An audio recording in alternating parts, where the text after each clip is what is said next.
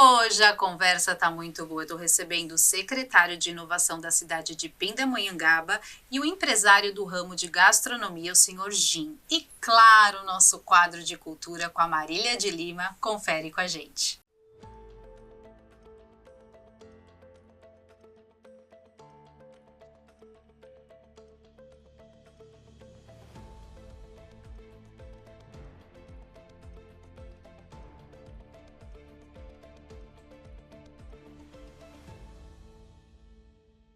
Oi, gente, começando mais um programa e hoje eu tô aqui com um empresário do ramo da gastronomia, mas que tem uma história de vida aqui que a gente vai conversar bastante. Seja muito bem-vindo, Sr. Jim.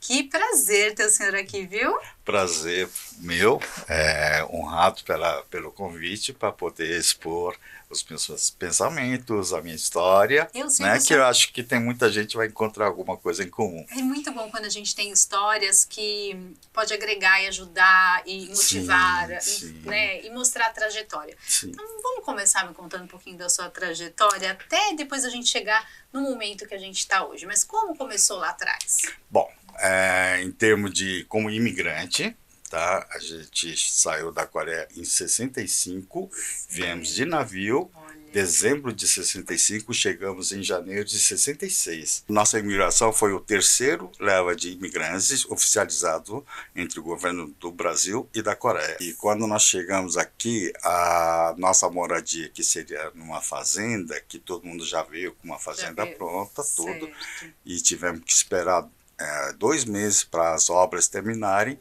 e ficamos durante esse tempo lá numa cidade chamada Castro, lá no Paraná, que foi meu primeiro contato, né, com o Brasil, e foi muito bacana. Primeiro porque na Coreia tinha que estudar, aí cheguei aqui, são 2 meses de férias. Que beleza! Foi ótimo, né? Que bacana. E desde o começo foi uma paixão. Mas a gente sabe que quando, é assim, né, óbvio que nessa trajetória tiveram alguns desafios. Sim. Sim. Quais foram esses desafios que o senhor enfrentou? Porque mesmo já, quando o senhor veio, já veio direcionado, né? Já tinha um lugar para ficar, um trabalho, enfim. Mas e os desafios que teve nessa trajetória? Geralmente, o maior desafio mesmo é cultural. Sim. Né? São os costumes, sabe? Para a gente era tudo novo, a língua, a comunicação, tudo era difícil. Então, a gente estava assim num poço escuro, sabe? E começamos a pensar, sabe, como nós viemos do Seul, né, capital da Coreia, nós ficamos apenas 1 ano lá em Ponta Grossa, porque realmente era a vida um pouco, não era o que a gente gostaria. E viemos para São Paulo em começo de 67. 67. E nessa vinda para São Paulo, como que foi a trajetória? E já mudou tudo, né? Porque já, o planejado já pegou outro rumo. Sim, sim. Ainda bem que a gente teve uma família que nos acolheu, né? Que era um pastor, né? Ficamos na casa dele uns 2 meses. Aí nós mudamos para Liberdade, lá no Baixado Glicério, naquela época. E foi bacana porque, assim, quando nós saímos da Coreia, a Coreia estava devastada pela guerra, estava tudo, né? Estava começando a construção, né? Quando eu cheguei aqui em São Paulo, via aqueles monumentos, os prédios. Bem pro centro da cidade. Nossa, foi muito bacana. O Baixado Glicério continua a mesma coisa há 50 anos. Meu Deus, é verdade. Agora, imagine 50 anos atrás pra gente, né, que veio da Coreia, foi realmente uma coisa bacana. Quando que despertou essa vontade de trabalhar com gastronomia? Eu nunca pensei que ia trabalhar com gastronomia. Eu já tive outras empresas, trabalhei em ramo de confecção, que a maioria dos coreanos fazem, né? Eu sempre gostei de cozinhar. A minha história de cozinha é interessante porque a minha mãe era uma ótima cozinheira, sabe?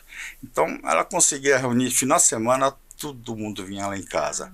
Então era uma festa, sabe? Isso é uma coisa bem típico coreano, sabe? Juntar na casa de pessoa que cozinha bem e todo mundo se divertir, né?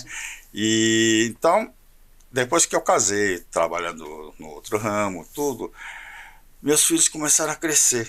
E quando começou a entrar em adolescência, eu senti que eles estavam cada dia mais fora, sabe? Né? A vida deles, assim, mais fora. Aí eu pensei na minha mãe, sabe? puxa vida, antigamente a gente fazia toda reunião de família, era muito gostoso e tal, e era bacana, né, que vinha todo mundo. Então eu pensei, acho que eu vou começar a cozinhar também.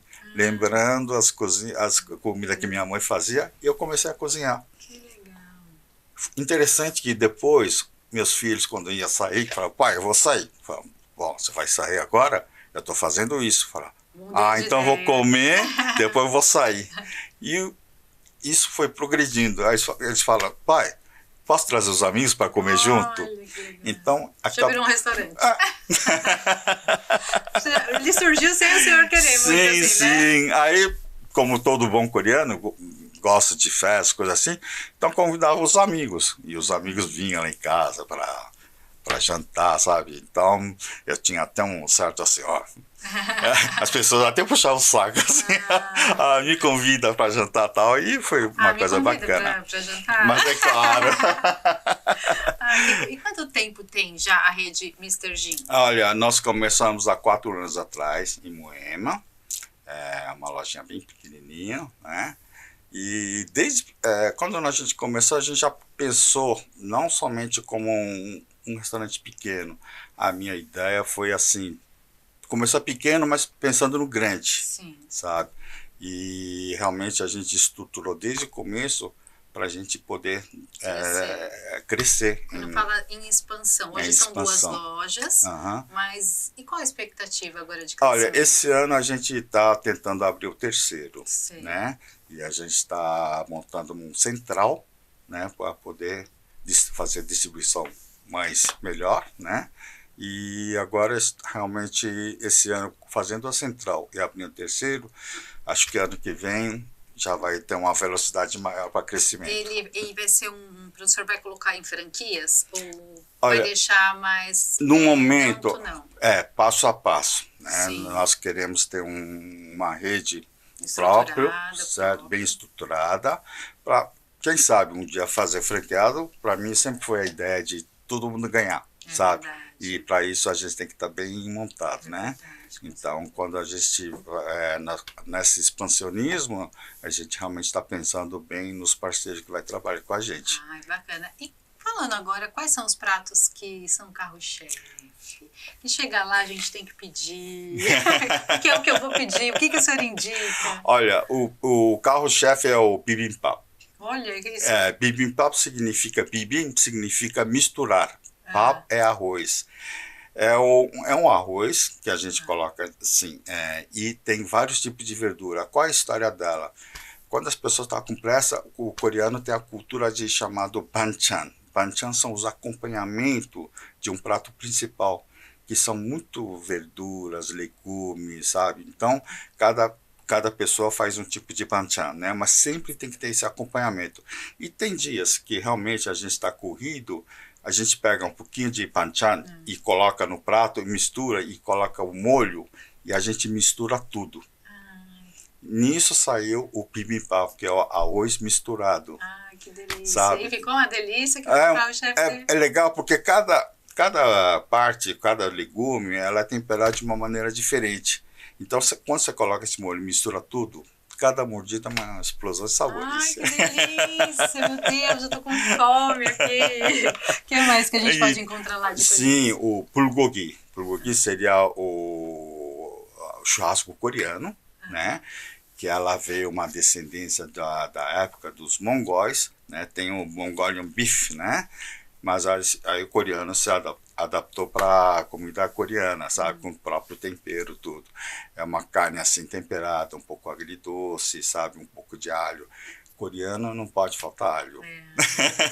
Não sei, é o principal tempero, né, que dá gosto na Olha, comida. Eu gosto, não sei. Você acredita que o maior consumo per capita de alho no mundo é coreano?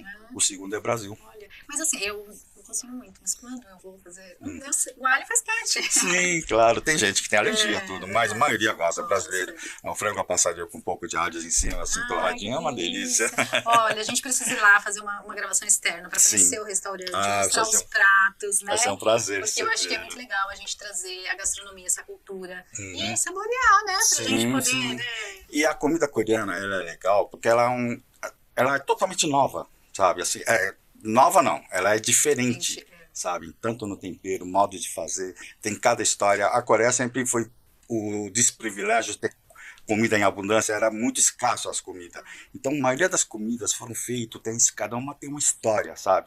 E é assim, que nem feijoada, sabe? Que os senhores comiam a carne, né? Depois jogavam fora, né? E as pessoas que menos privilegiadas consumiam e transformavam isso em feijoada. E tem vários pratos assim coreanos. E a parte de doce, o que isso indica? Sobremesa? Porque a gente vai a Coreia é muito pobre. A Ásia em si é muito pobre, porque açúcar é uma coisa que veio depois que... né? E é um produto caríssimo. Então você vê que também tem uma vantagem, né? Você come a doce coreana, ela é menos doce. Mas melhor para a saúde. E também, sabe, ativa, assim, dá mais sabores para outras coisas também, é bem equilibrado.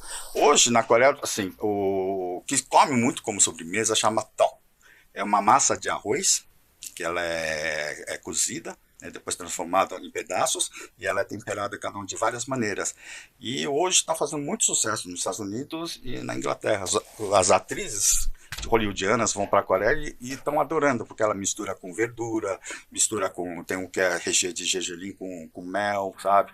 Tem um que é assim, né, tem algumas verduras que tem um gosto característico próprio e mistura com essa massa e fica uma delícia. Aí tem o pó a base de soja, sabe, que é temperado todo, muita variedade, né, sabe? Isso porque o senhor não era do ramo da gastronomia, a gente se fosse, né? Você dava uma aula aqui pra gente, quanta sabedoria, obrigada. Nossa, é a minha paixão. Ai, que delícia. Queria agradecer, o tempo é curto, mas aqui a casa tá aberta, a emissora obrigado. Faz parte agora, Sim. faz parte da nossa família, muito obrigado. Sempre. A gente vai lá para conhecer sim o restaurante. E parabéns por esse trabalho, por esse amor, porque tudo que a gente faz com amor, eu falo que é sucesso. Sim. E o senhor é uma simpatia. Muito obrigado. Queria ficar aqui conversando. Que leveza. E é isso, tudo que a gente faz de coração, eu acho que dá certo. E o senhor transmite isso. Ai, que bom, obrigado. Espero que todo mundo tenha gostado da minha primeira entrevista. Volte sempre, né? O senhor é super simpático, nasceu para comunicação. Obrigado. Obrigada, viu? De nada, tá? Obrigado você, tá? Pelo convite, tá? Obrigado. Tchau, pessoal. E agora chegou aquele momento da gente falar de cultura com ela, nossa querida Marília de Lima. Confere com a gente.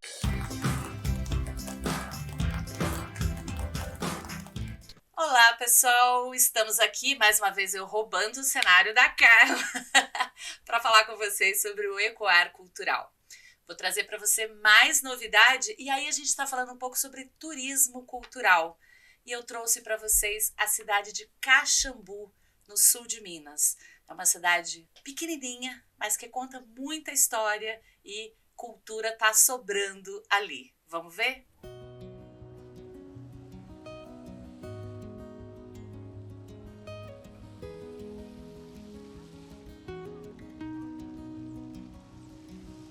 No coração do sul de Minas, Caxambu é um tesouro cultural que encanta a todos que a visitam. Mais do que um destino de águas minerais termais, a cidade respira história e tradição em cada esquina, oferecendo uma experiência única que une natureza, cultura e bem-estar. Seus imponentes hotéis com arquitetura que remetem aos tempos áureos dos cassinos nos transportam para uma época de glamour e sofisticação.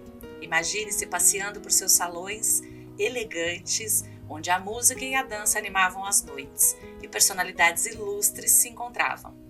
O Parque das Águas, com suas fontes e belíssimas construções, é um convite ao relaxamento e à contemplação. Suas águas minerais, famosas por suas propriedades terapêuticas, atraem visitantes em busca de saúde e rejuvenescimento. Caminhar por esses seus jardins, admirar a sua arquitetura e refrescar-se nas fontes é um deleite para os sentidos. Caxambu é um lugar onde o tempo parece ter parado, preservando um patrimônio arquitetônico e cultural que nos conecta com o passado.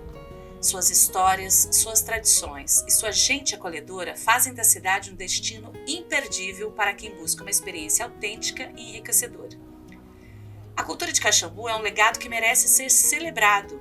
Suas belezas, seus conjuntos, é um patrimônio do Brasil e um presente para todos nós. Caxambu realmente é uma delícia, Minas é muito bom e principalmente, né?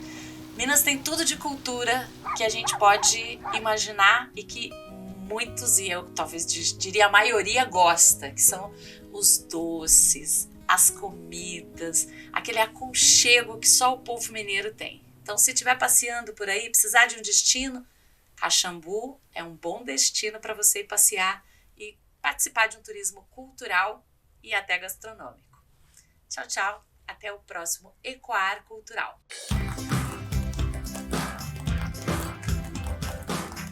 Ai, Marília, sempre arrasando aqui no programa. Eu amo, a gente tem um orgulho muito grande de poder falar de cultura. E agora eu tô aqui no estúdio com o secretário de inovação da cidade de Pindamonhangaba, Danilo Veloso. Seja muito bem-vindo. Olá, obrigado. Obrigado pelo convite, pela oportunidade de falar. Obrigado. Que honra ter você aqui. Você é, vamos dizer assim, o cara do TI. Famigeradamente chamado de TI, né? Mas de tecnologia e inovação. Me conta um pouquinho da sua trajetória, né? Eu sei que você está fazendo um trabalho sensacional, que a gente vai falar de todo esse trabalho que você fez na cidade. Mas me fala um pouquinho da sua trajetória, como que o TI entrou na sua vida, a sua trajetória profissional. Bom, com 7 anos de idade, né, acompanhei minha mãe num curso de informática na época. Se eu falar qual curso, eu vou dedurar a minha idade, né? Mas eu posso falar, tenho 46 anos. E aquilo me fascinou. Estamos juntos na idade. Poxa. Aquilo me fascinou. Né? Poxa, que legal. E eu sempre tive um gosto por ciência, um gosto por inovação, por empreender. Né? Bom, e ali eu fui aprendendo. Né? Meu primo tinha um computador e fui aprendendo a programar. E com 12 anos eu comecei a programar e vender o software.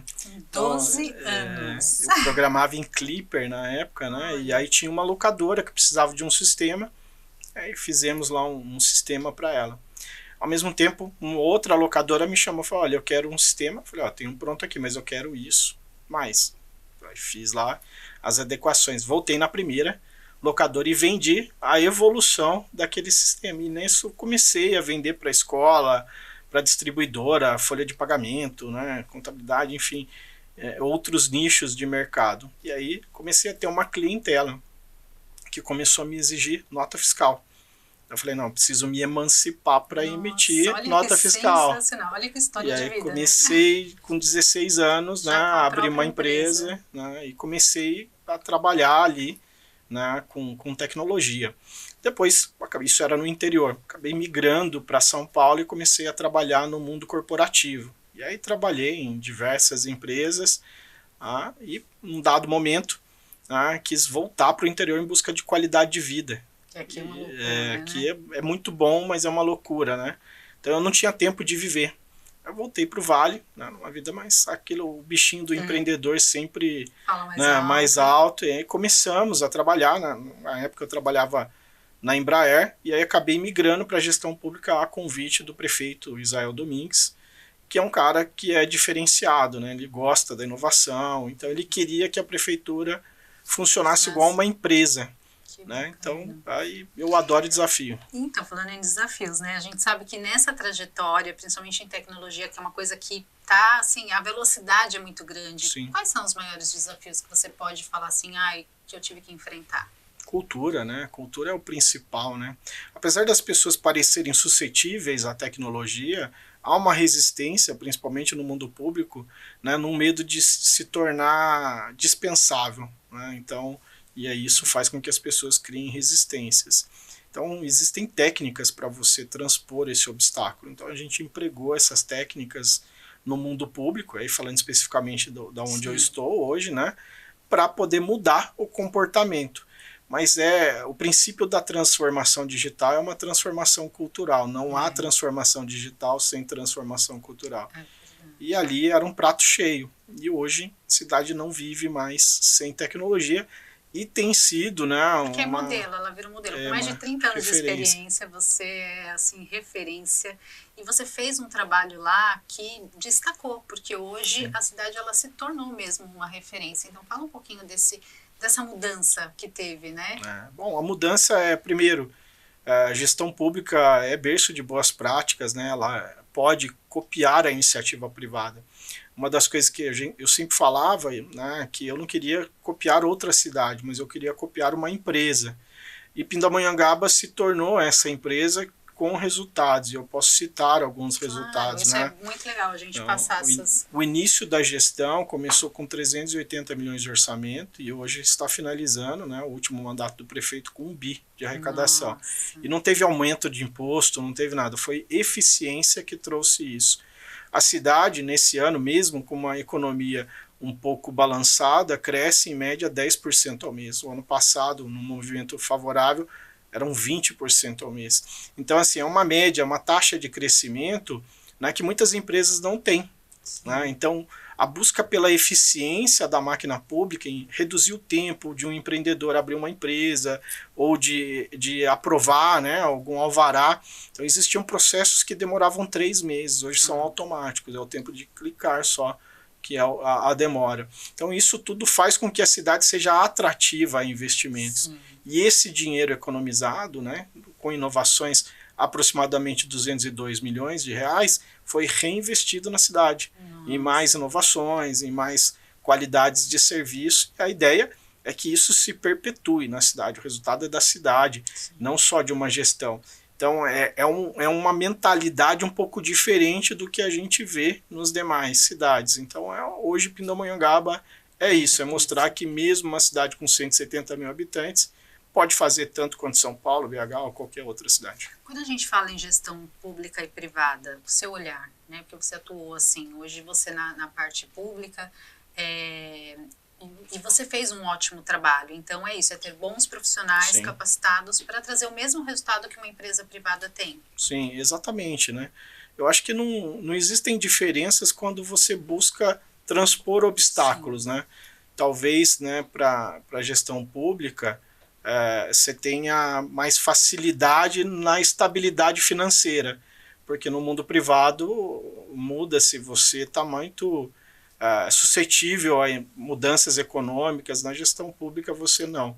Mas assim, cada um dentro da sua especificidade, né, traz uma oportunidade de fazer diferente. Né? Dá para copiar boas práticas do mundo corporativo? Dá, mas você vai ter que adaptar. Né? O cenário é outro, as pessoas funcionam de outra forma. Mas essa mudança, ela parte dessa abordagem, propor a inovação, propor uma nova forma de fazer gestão pública, focada em resultado, na eficiência, e não ficar sempre dependente de emendas ou de qualquer outra coisa que são importantes, sim, mas são movimentos temporários. Você precisa ter eficiência operacional. Que então, o processo continue, né? Não para. Exatamente, né? Então, assim, é a cidade depender dela. Sim. Né? E aí, o resultado naturalmente acontece. Você, né, nessa liderança aí que você fez, nesse comando, você tem vários projetos. Então, eu queria que você citasse algumas coisas que você acha que, assim, chega lá e todo mundo olha e fala, nossa, que sensacional que isso está aqui. Eu sei que tem vários. Existem vários, né? Eu acho que a gente começou resolvendo problemas de impressora, né? Então, gastava-se 4 milhões, e aí com o outsourcing de impressão, que é o aluguel, com todos os insumos, né? E a manutenção, mudou para 380 mil, então 3 milhões e meio de economia. Na sequência, fizemos automação de processo, que reduziu tempo e custos, né? Primeiro ano, 20 milhões de economia. Então, hoje, né, a cidade, quando você entra, primeiro que você não vai ver papel nas mesas, uma coisa ou outra, tá? Mas assim, é muito raro. Você entra no ambiente, você fala assim, uma cidade cuidada, uma cidade que funcionam as coisas, né? Que há planejamento, né? Onde você tem uma visão estratégica baseada em evidências, né? Toda decisão é baseada em ciência de dados. Então, quando ele olha essa transformação digital, é notável na cidade. Você anda, cidade com LED, que coisa simples, mas assim, todas 100% com LED, onde a economia é reaplicada, né? Totens, né? Postes inteligentes, é uma cidade onde você tem inovação, não é só isso, né? Então, assim, academias ao ar livre, né? Você tem a cidade na palma da mão. Então, hoje, para você resolver um problema em Pindamonhangaba, você pode daqui, da sua casa aí, fazer isso. Não precisa ir em Pindamonhangaba para resolver. Mas gostaria muito que vocês estivessem lá. Eu acho que a gente merece lá fazer uma visita, uma matéria externa. Porque é muito legal a gente mostrar isso, né? Mostrar realmente que funciona, que tem possibilidade, que pode ser feito. É possível. Né? que pode ser transformado. E parabéns pelo seu trabalho. Não sou só eu, tenho um time por time, trás, porque alinhado. Falou que ninguém faz sozinho, mas você tá ali na liderança. Um bom líder dá o resultado, porque a sua equipe se motiva e vai trazer o melhor resultado, né? E o que você espera, assim, esse ano, né, ano de eleição, mas assim, o que você vê para o futuro, para a cidade? Bom, um ano de eleição, sempre a pergunta vai continuar? Né? A pergunta, então, eu acho que o ponto principal é a continuidade. Eu acho que nós passamos por um momento, né, onde você precisa de esclarecimento para escolher os seus líderes, escolher quem está. Né? Então isso depende de engajamento, né? Seja de engajamento no serviço público, ou seja engajamento num quadro político, ou de qualquer forma. Né? Então o pensamento crítico é importante. Veja, fizemos um trabalho muito bom. Não importa quem vai entrar, né? Gostaria muito da continuidade, mas assim, não importa quem vai entrar. A continuidade tem que ser das boas práticas. Né? Não pode entrar um gestor e mudar tudo, né? Até porque ele vai ter uma dificuldade. O que nós tentamos era elevar o padrão da gestão pública ao ponto que o próprio servidor vai cobrar do prefeito, a população vai cobrar. Por que você tirou aquilo que estava funcionando? Estava dando certo. Né? Então, eu acho que essa ideia de perpetuação é uma mudança de DNA. Sim. É a forma com que as pessoas fazem, independente do gestor público que fez isso. Né? Eu costumo dizer que eu torço muito para vir alguém muito melhor que eu. Porque o desafio é fazer igual ou melhor. Então, que a cidade tenha isso, né, que faça acontecer para que ela possa ser melhor. Né? Então, acho que se as demais cidades, né, pensarem dessa forma, a gente vai ter resultados diferentes nesse país. Sensacional, parabéns pelo trabalho. Eu falo que aqui o tempo passa rápido, né? Mas seja sempre muito bem-vindo. Aqui as portas estão abertas. Quero marcar sim pra gente ir lá. Não só você, todos, né? Vamos lá. Fazer uma externa, mostrar. Eu acho que é muito legal quando a gente mostra uma cidade que virou referência, que é referência, que deu certo. Então vamos combinar, hein? Se eu puder falar rapidinho assim, claro. Por que eu fui pro interior, né? Eu tinha uma vida estressada aqui. Eu acho que muitos, né, têm. Ficar preso no trânsito. Hoje eu tenho um calção de banho que na hora do almoço, quando me estressa, eu vou lá tomar um banho de cachoeira. Olha isso. Então, e volto para trabalhar, né? E não fico perdido ali, né?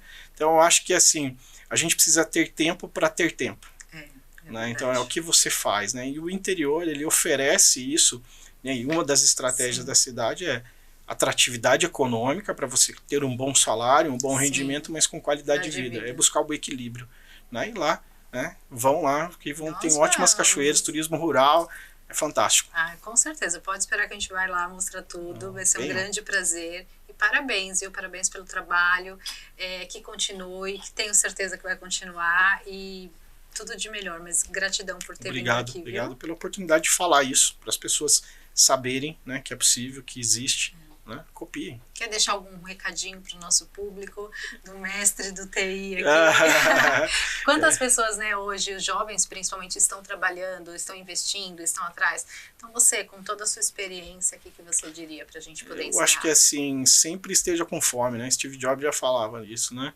Então assim, eu acabei de inaugurar, né? Acabamos de inaugurar um hub coworking, né, para inovação. E uma das estratégias é não tolir as ideias. Deixa ter ideia. Deixa, porque uma hora vai vingar. Então, acho que quando você ajuda, estende a mão para esses empreendedores, para essas pessoas, elas começam a sonhar. Né? E você sonha, que daqui a pouquinho isso vira meta. Né? Então, acho que isso é importante. Eu sou filho de uma faxineira, com muito orgulho. Minha mãe foi guarda de presídio, no mais alto. Né? E o que eu mais ouvi na vida foi: você não era capaz. Não foi pouco que eu escutei, foi até de familiares, né? E eu provei, né? Acho que se pode dizer que é possível sim, né? É possível você ir longe, isso só vai depender de você. Né? Então você é a sua maior motivação, né? Para poder chegar mais longe. Eu acho que também na gestão pública, se você critica, arregace as mangas, vai lá fazer, se engaje, né? Vá lá também tentar fazer melhor. E não fazer mais do mesmo. Não... O objetivo é deixar um legado. Eu quero muito que os meus filhos olhem para mim no futuro e olhar o legado. Eu acho que vocês também podem fazer. Cada um fazendo um pouquinho, a gente chega num pocão. É verdade. Parabéns pela trajetória. Obrigado você. E é muito bom a gente ouvir histórias de sucesso. De verdade, assim, eu trilhei. Eu fui atrás do meu sonho e realizei. com excelência. Parabéns, Obrigado. viu? Gente, agora o programa ele fica por aqui. Até semana que vem. Um grande beijo.